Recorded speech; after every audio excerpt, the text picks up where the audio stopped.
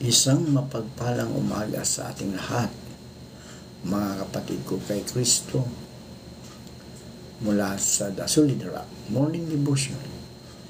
Isang kagalakan na muli tayo ay makapagbulay-bulay sa salita ng Panginoon sa umagang ito.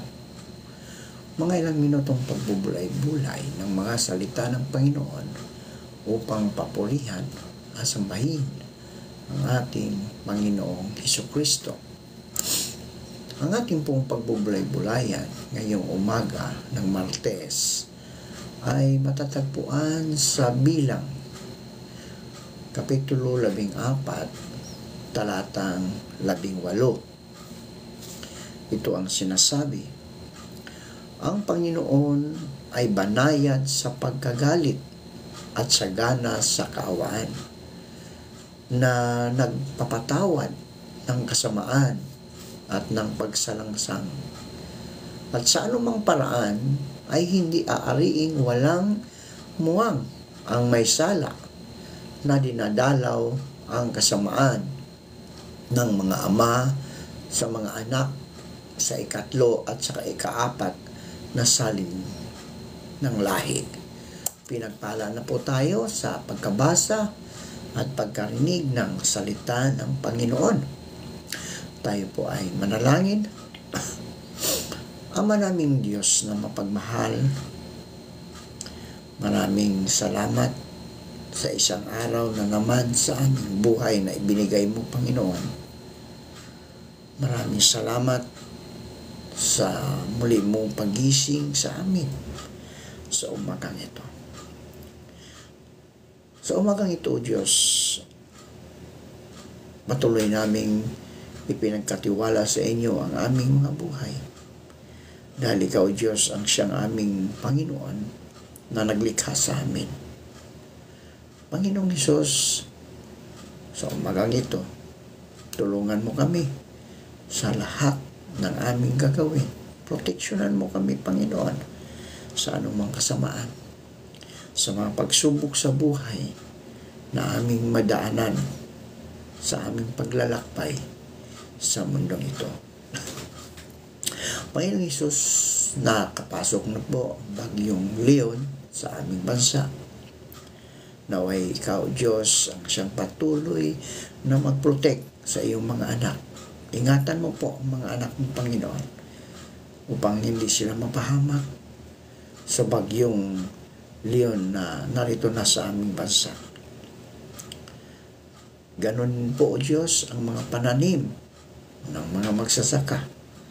Ingatan mo, proteksyonan mo, Panginoon, na hindi mapahamak, upang ang bansang Pilipinas ay maraming mga pagkain na nakaimbak, Panginoon, para sa susunod na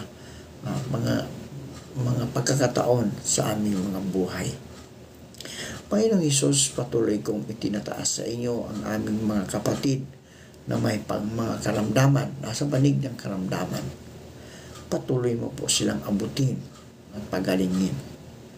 Ikaw, Diyos, ang siyang humawak sa kanilang mga buhay, sa kanilang katawan, upang manumbalik ang lakas na nawala dahil sa mga karamdaman.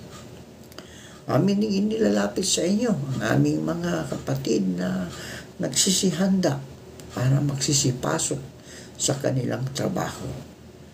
Ingatan mo sila, O Diyos, sa kanilang pagbabiyahe. Ilayo mo sila sa kapahamakan. Proteksyonan mo sila, Panginoon, sa daan kung saan sila nagbabiyahe, Panginoon. Kayon din po, O Diyos, patuloy namin inilalapit sa inyo ang aming mga kapatid na naghahanap buhay sa ibang bansa, ang mga OFW. Patuloy mo po silang gabayan. Ingatan sa lugar kung saan sila naroon. Sa mga magugulong bansa, Panginoon, ingatan mo sila. Ilayo mo sila sa kapahamakan. Proteksyonan mo po, Panginoon, ang iyong mga anak. Amin ang inilalapit sa inyo, O Diyos, ang aming mga kapatid na naghahanap ng trabaho. Ito man ay lokal o abroad.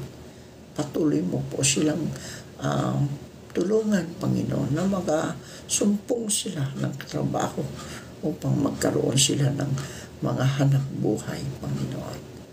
Amin ding inilalapit sa iyo, Diyos, ang mga mangingisda na naghanap buhay sa karagatan, na ngayon ay may bagyong Leon. Ingatan mo po sila sa laot ng karagatan. Maging ang mga nagtatrabaho sa mga barko, Panginoon, mga seaman, sila po ingatan mo sa laot ng karagatan at ilayo mo po sila sa anumang mga kapahamakan, Panginoon. Panginoong Hesus, sa umagang ito, sa iyo namin ipinagkatiwala ang aming mga buhay. Dahil ikaw, Diyos, ang aming Panginoon, na siyang nagligtas sa amin doon sa krus ng Kalbaryo. Amin ding ipinabaya sa inyo, Panginoon, ang lahat ng aming mga gagawin sa araw na ito. Ilayo mo kami sa mga pagsubok, sa mga tukso, Panginoon, dahil yun po ang patuloy na nagbibigay sa amin ng kasalanan. Tulungan mo kami na maging makasunod kami sa kalooban mo, Panginoon, upang kami, O Diyos, ay magkaroon ng buhay na walang hanggan kapag kami, O Diyos, ay umuwi na sa aming tunay na tahanan, ang langit. Maraming salamat, Panginoon, sa mga katugunan sa aming mga panalangin. Sa pangalan ni Jesucristo na aming Diyos at tagapagligtas. Amen.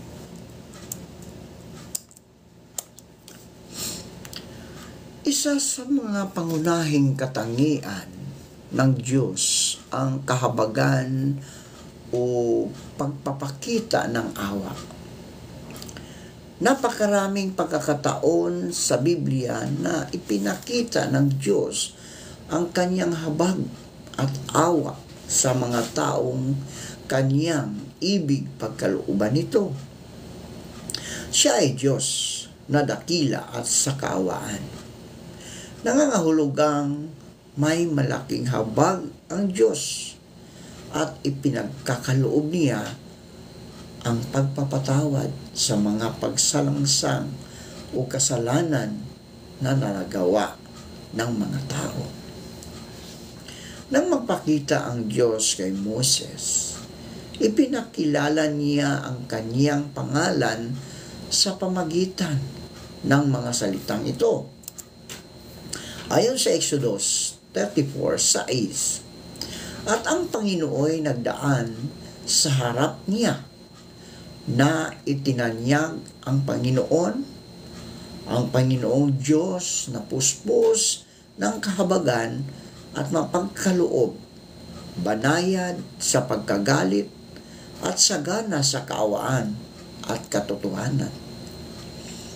Ang habag ng Diyos ang nag-alis sa pagkaalipin ng kanyang bayang Israel sa lupain ng Ehipto. Isa sa mga paulit-ulit na tema sa Biblia ang tungkol sa pagpupuri sa Diyos dahil sa kanyang kahabagan. Sa aklat ng awit ni David ay kung ilang beses inulit-ulit ang kanyang kagandahang loob o mercy ay magpakailanman. 26 na beses itong inulit sa awit 136. Sa ating mga nakakaunawa na nakagawa ng kasalanan, alam nating habag lamang ng Diyos ang tangi nating pag-asa, lalo na sa ating mga pagdalangin sa Kanya. Makikita natin ito sa pamagitan ng panalangin ni David sa awit 51:1. At ito ang sinasabi, maawa ka sa akin, O Diyos, ayon sa iyong kagandahang loob, ayon sa karamihan ng iyong malumanay na mga kaawaan, ay pinawi mo ang aking mga pagsalangsang. Tiniyak ng Diyos na lubos siyang nagagalak na umasa tayo sa kanyang habag at awa ayon sa awit 147:11. Ang Panginoon ay nagliligaya sa kanila na nangatatakot sa Kanya, na nagsisiasa sa Kanyang kagandahang loob. The Lord taketh pleasures in them that fear Him, in those that hope in His ministry. Ang ugali o katangiang ito ng Diyos ang ibig din naman niyang taglayin ng kanyang mga lingkod at mga mananampalataya. Ang isang lingkod ng Diyos ay dapat kakitaan din naman ng pagiging mahabagin o pagkamaawain. Ngunit sa paanong paraan maaring ipakita ito? At sino ang dapat pag-ukulan ng kahabagan ng mga lingkod ng Diyos? Mahalaga ang pabayaan ng kaawaan at katotohanan. Itali mo sa palibot ng iyong liig, ikintal mo sa iyong puso. Nakasaad sa Matthew 23 na ang kaawaan ay isa sa mabigat na mahalagang bagay ng kautusan, na humihigit ito sa ibang mga bagay at bagay na dapat ipakita at taglayin ng mga lingkod ng Diyos. Saba ninyo, mga eskriba at mga parisiyo, mga mapagpaimbabaw, sapagkat nangagbibigay kayo sa ikapo ng serbabuena at ng anis at ng kumeno, at inyong pinababayaang di ginagawa ang lalong mahalagang bagay ng kautusan, na dili ba't ang katarungan at ang pagkahabag at ang pananampalataya. Datapwat, dapat sana ninyong gawin ang mga ito, at huwag pabayaang ligawin yaong iba. Ibig ng Diyos na lumakad tayo na may kababaan at may kaawaan. Ito ay bilang sukli o ganti natin sa lahat ng kabutihang ipinakita ng Diyos sa atin. Ayon sa Mika 6:8, kanyang ipinakilala sa iyo o tao kung ano ang mabuti at ano ang hinihingi ng Panginoon sa iyo, kundi gumawa na may kaganapan at ibigin ang kaawaan at lumakad na may kababaan na kasama ang iyong Diyos. Nang magkatawang tao ang Diyos sa pamagitan ni Jesus, ipinakita niya ang dakilang halimbawa ng kahabagan at pagkamaawain. Sinabi ni Jesus sa Matthew 13, "Datapwat magsihayo kayo at inyong pangaralan kung ano ang kahulugan nito. Habag ang ibig ko, habag, at hindi hain, sapagkat hindi ako naparito upang tumawag ng mga matuwid, kundi ng mga makasalanan." Habag ang ibig niya at hindi hain, na naparito siya upang tumawag ng mga makasalanan. Mula din sa kanya ang kautusan ng magmaawain, sapagkat ang Ama ay maawain.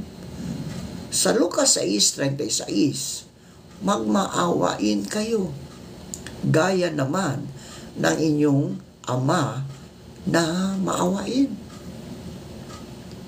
Ang dapat pag-uukulan ng habag, mga kapatid, karaniwan, ang habag ay ipinakikita natin sa mga tao kung tawagin ay kapuspalad. No? ayon sa Kawikaan 14:21. Bilang pagbibigay halimbawa, inilahad ni Jesus ang isang talinghaga tungkol sa pagpapakita ng kabutihan at habag sa pamagitan ng kwentong ng mabuting Samaritano. Sa kwento, hindi ang saserdote o sino mang nakakaunawa sa kautusan ang makagagawa ng ibayong kaawaan sa kapwa, kundi ang isang Samaritano na sa panahong yaon ay ibinibilang na isa sa pinakamababang uri ng tao sa lipunan. Ang taong walang taglay na kataasan sa puso at kalooban ang makagawa ng higit na kaawaan sa kapwa. Ang tungkulin natin sa bawat isa, mga kapatid, sa panahon natin ngayon, kung mayroon man tayong dapat na pagpapakitaan ng habag, ay walang iba kundi ang ating kapwa, na higit na nangangailangan ng habag ng Diyos. At ito ang mga naliligaw ng landas, ang karapat-dapat sa pagliligtas ng ating dakilang Ama na si Jesucristo. Ayon sa Judas 1:23, at ang iba'y inyong iligtas, nag-aagawin ninyo sa apoy, at ang iba'y inyong kahabagan na may takot, na inyong kapuutan, pati ng damit na nadungisan ng laman. Ang habag ay nararapat iukol sa mga makasalanan, ayon sa Matthew 12:13. Kaya nakita natin na pinakisamahan ng gusto ni Jesus ang mga makasalanan upang bigyang liwanag ang mga ito ng kanyang mga katuwiran. Maraming mga nagpapakilalang Kristiyano sa ngayon ang ayaw lumapit sa mga makasalanan. Bakit kaya? Ba't ayaw? Ganon, no? Maraming Kristiyano na ayaw lumapit sa makasalanan dahil natakot silang mawaan. Di ba? Kaya tayo lumapit sa makasalanan. Sabi nga ng Panginoon, sino ba ang nangangailangan ng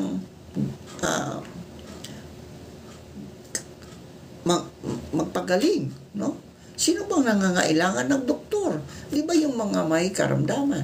Gayon din, tayong mga Kristiyano dapat lumapit sa mga makasalanan dahil sila ang nangangailangan upang iligtas ang kanilang mga kaluluwa sa dagat-dagatang apoy ng impyerno. Di ba? Sa halip na ituwid ang mga ito ay kagyat na hinahatulan pa natin. May mga nagsasabing Kristiyano sila, ngunit kay bilis na humatol sa kanilang kapwa. Sa halip na habag ay hatol ang ipinamamalas. Gaano karami ang mga kilala natin na isinara ang kanilang mga sarili sa mga taong inaakala nilang makasalanan na kailangang layuan sa halip na hikayatin sa pagbabago. Ito ang layunin ng ating pangangaral, mga kapatid, na maging sa munting kaparaanan na ito ay makahikayat natin ang marami sa ating mga kababayan at kapwa na higit na nangangailangan ng kanyang habag. Sa pamagitan ng aral ay mabigyang liwanag ang mga ito tungo sa malaking pagbabago. Sa pamagitan nito ay lalo nating maipahayag ang tunay na kahabagan ng Diyos. Tayo po'y manalangin. Makapangyarihang Diyos, salamat sa pag-iingat sa amin. Salamat po sa mga biyaya na araw-araw ninyong ipinagkakaloob sa amin. Patawad po sa mga pagkakamali o sa mga kasalanan na aming nagagawa. Patuloy ninyo pong hawakan at pagharian ang aming buhay, nang sa gayon, hindi po namin magawa ang mga maling gawain na salungat sa iyong pinag-uutos. In Jesus' name we pray. Amen.